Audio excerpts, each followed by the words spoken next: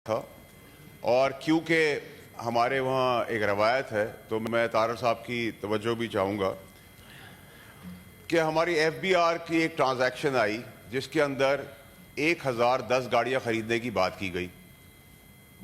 चले जी, बात कर ली, कोई मसला नहीं था। प्रॉब्लम यहाँ से शुरू हुई है जब इन गाड़ियों के ऊपर 384 बिलियन रिकवर नहीं हुए अभी तक, जो हदफ था FBR का हदफ 384 अरब नहीं पूरा हुआ। चलें जी, कोई बात नहीं, फिर भी हम आपको इनाम के तौर पे गाड़ियां दे देते हैं कि आप रिकवरी। उसके बाद हमने उनको रिक्वेस्ट की मिनिस्टर्स को ये इशू टेकअप करने से पहले कि ये मसला इसके अंदर और बहुत सारी इरेगुलरिटीज़ का है, उनको ज़रा देख लें। उन्होंने कहा नहीं जी, हम तो मजबूर हैं, आप कहेंगे तो मैं नाम भी ले लूँगा ऐवान के अंदर, मुझे कोई इतराज़ नहीं है। उसके बाद ये कहानी और आगे बढ़ी। जब आगे बढ़ी तो इस पूरे प्रोसीजर के अंदर कोई अखबार में एडवर्टाइजमेंट नहीं आई इस टेंडर की कि ये गाड़ियां इतनी ली जाएंगी या इस कंपनी को दी जाएंगी या क्या होगा। इस पूरे प्रोसीजर के अंदर अखबार में एडवर्टाइजमेंट नहीं आई। अच्छा जी, नहीं आई। फिर हमारे ऊपर इल्ज़ाम लगा दिया गया कि फाइनेंस कमेटी जो है वो इन्फ्लुएंस हो गई। एक तो मुझे समझ नहीं आया कि वजीर दिफा जो हैं वो वजीर फाइनेंस की बात को लेकर चल रहे हैं, तो मुझे नहीं पता कि वजीर दिफा के अंदर फाइनेंस आती है, वजीर फाइनेंस के अंदर वजीर दिफा आती है। वजारतें किसकी क्या है हमें नहीं पता, लेकिन चले उनका राइट है पॉलिटिक्स करने का, वो पॉलिटिक्स कर रहे हैं। डिफेंस मिनिस्टर साहब ने कहा कि जी एक कमेटी के अंदर लोग इन्फ्लुएंस हो गए। चले जी, मुझ पर तो इल्जाम लग गया, कोई मसला नहीं है। सलीम मांडीवाला साहब जो चेयरमैन है इस कमेटी के, पीपल्स पार्टी की एलाइज है, उन पे भी आपने इल्जाम लगा दिया कि हम इन्फ्लुएंस हो गए। ओके जी, आपकी अपनी नून लीग के लोग उस कमेटी के अंदर बैठे हुए हैं जो लब्बैक कह रहे हैं इस चीज को कि बिल्कुल हम ठीक काम कर रहे हैं, वो भी इन्फ्लुएंस हो गए। आपके minister of state Ali Malik साहब वो भी कह रहे हैं कि ये बिल्कुल ठीक काम है, तो वो भी इन्फ्लुएंस हो गए। हमारे पे इन्फ्लुएंस क्या है सर? हम पे इल्जाम ये आ रहा है कि हम वो इन्फ्लुएंस हो गए हैं कि हम पाकिस्तान के एक्सचेकर को करोड़ों रुपए का फायदा पहुंचा रहे हैं। अच्छी म्यारी चीज को कह रहे हैं अच्छे दाम ले लो। ये पाकिस्तान की पहली चोरी है। ये चोरी आज तक पहले सुनी नहीं। वजीर दिफा साहब किसका दिफा कर रहे हैं, मैं उसको भी सियासत में क्लियर करना चाहता हूं। मैं उनको कभी इल्जाम नहीं लगाऊंगा कि वो चोरी के अंदर मुलविस है, क्योंकि छोटी चोरी है, 50, 60, 70 करोड़, 100 करोड़ तो कोई चोरी नहीं होती। लेकिन वो एक्चुअली दिफा चोरी का नहीं कर रहे, ना उनकी किताब उनकी जेब में जा रहा है पैसा, वो दिफा कर रहे हैं किसी फेवरेट के लिए। वो फेवरेट किसी और का फेवरेट है। ये फेवरिज्म नहीं अब चलने देंगे, नंबर एक। नंबर दो ये कि आपने कहा कि जी हमें गाड़ियां देनी है, 1087 का आपने अप्रूवल लिया, 1087 लोग ही फील्ड में चले जाएंगे। अब ये नई मंतक है। 20 ग्रेड एंड ऑनवर्ड्स गाड़ियों की एलोकेशन हो सकती है, लेकिन 16 से 20 तक तो हमने 19 तक नहीं सुनी। चले जी, ये भी आज आपने उठा लिया मुद्दा कि चले जी जागीर है, चलाते हैं अपनी मर्जी से। फिर पॉलिसी बोर्ड है इसका, जिसका ये मैंडेट है, उसको भी नजरअंदाज कर दिया गया। फिर हमें ब्रीफिंग दी गई। अब मैं आपको पाकिस्तानी कौम को एक ऐसी 2-3 चीजें दिखाऊंगा जिससे मुझे मुद्दे में और बताने की जरूरत नहीं कि चोरी, बेईमानी, बदमाशी और गुंडागर्दी इस मुल्क का वतीरा है। पहले भी था, आज भी है और कल भी होगा शायद, मेरे ख्याल से। फिर हमें कहा गया कि ये कैबिनेट का अप्रूवल है, सर आंखों पे कैबिनेट का अप्रूवल है। कैबिनेट के अप्रूवल से 190 मिलियन पाउंड का भी हुआ था, आपने देख लिया, जेल हुई, तो इसमें भी जेल होगी। अब आ जाए अब सर मुद्दे के ऊपर। 10 तारीख को हमने, ये कागजात मेरे नहीं है, ये FBR से रिलेटेड कागजात, 10 जनवरी को हमने इस मुद्दे को टेकअप किया। 10 ही जनवरी को लेटर इंटेंट जल्दी इशू कर दी जाती है। कॉन्ट्रैक्ट बनाया जाता है चेयरमैन साहब ऐसा कि आप बैठेंगे कुर्सी पे, आपका कद ये होगा, आप इस कुर्सी पे बैठेंगे, ये आपके राइट पे होगा, ये आपके लेफ्ट होगा, ये नहीं कि कॉन्ट्रैक्ट आपको चला जाना है। काम तो ये था ऑपोजिशन का, लेकिन ऑपोजिशन तो काम करने को तैयार ही नहीं है। अब आ जाए अब दूसरी चीज के ऊपर। 22 तारीख को, 22 जनवरी 2025 को कमेटी इजलास कर रही है, सवालों के जवाब मांग रही है। कोई सवाल का जवाब नहीं है।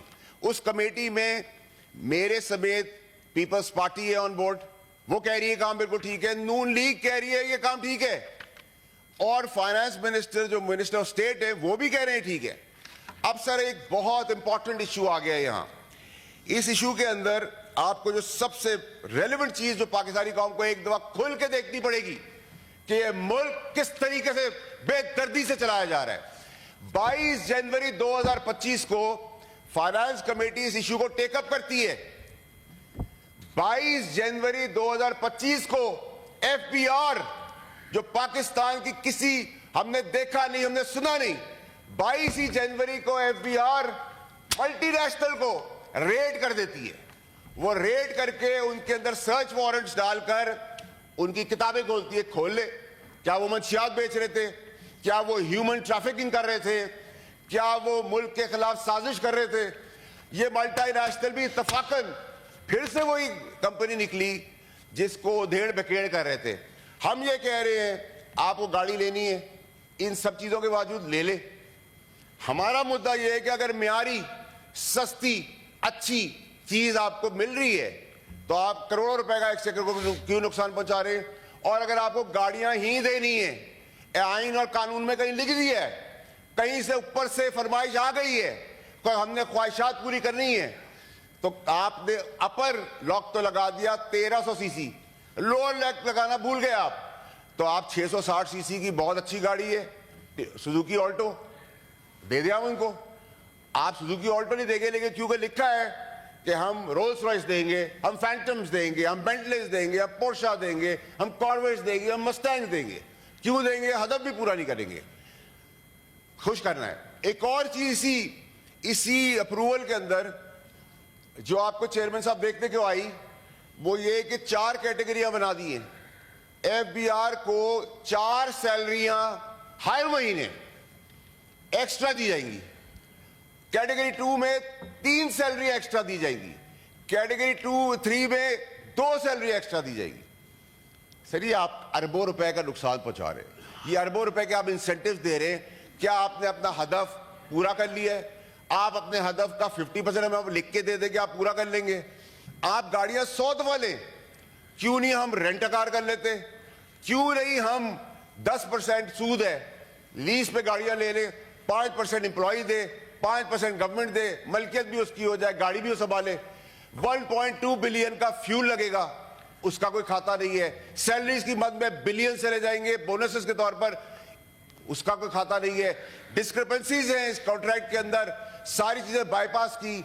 ना निसान है, ना किया है, ना होंडाई है, ना चंगाई है, कोई गाड़ी। 2 गाड़ी है, चले जी 2 गाड़ी है, होंडा और टोयोटा, दोनों गाड़ियां हमारे लिए काबिल कबूल है। हम इंसेंटिव देते हैं इन कंपनीज को, लेकिन हम मल्टीनेशनल्स को जिनके इन्वेस्टमेंट के लिए तड़प रहे हैं आज कि हमारे पास लो फॉरेन फंडिंग हो, फॉरेन कंपनीज आए, आप उनको रेड कर देते हैं।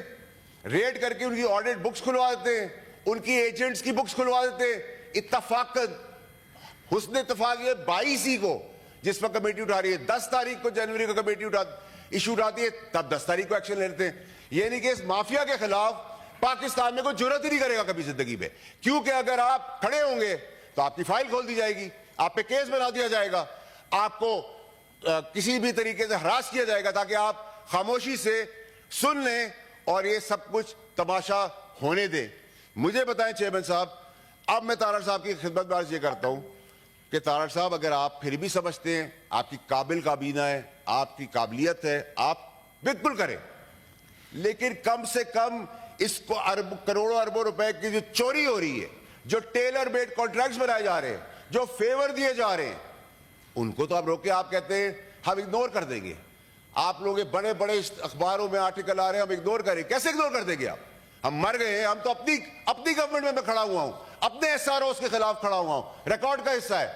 जब ये इस टाइप की फेवर्स हो रहे थे, खुलेआम किया है मैंने ये काम। आपके 190 मिलियन पाउंड के ऊपर भी 3.25 साल पहले मैं अपनी काबीना पे खड़ा हूं। राना सनाउल्लाह साहब सामने बैठे हुए हैं, इनके ऊपर जब भोंडा केस बना, एक मिनट चेयरमैन साहब, एक मिनट सर, रिक्वेस्ट है, ये राना साहब सामने बैठे हुए हैं, पूछे इनसे, मैं इनको जानता था कहीं से? मैं नहीं जानता था इनको कहीं से। इनके ऊपर जब मेरी गवर्नमेंट ने होंडा केस बनाया, बेईमानी का घटिया झूठा केस बनाया, उस वक्त भी मैं काबीना में खड़ा हुआ हूं। पूरी गवर्नमेंट को टेक ऑन किया, अपनी गवर्नमेंट को, कि जाती ना करें, इस तरह के भोंडे इल्जाम न लगाए, कल आपको ही बर्दाश्त करने पड़ेंगे। तो मुझे आप बताएं कि हमारा कसूर, और हम पे फिर वजीर दिफा कह रहे हैं कि कमेटी इन्फ्लुएंस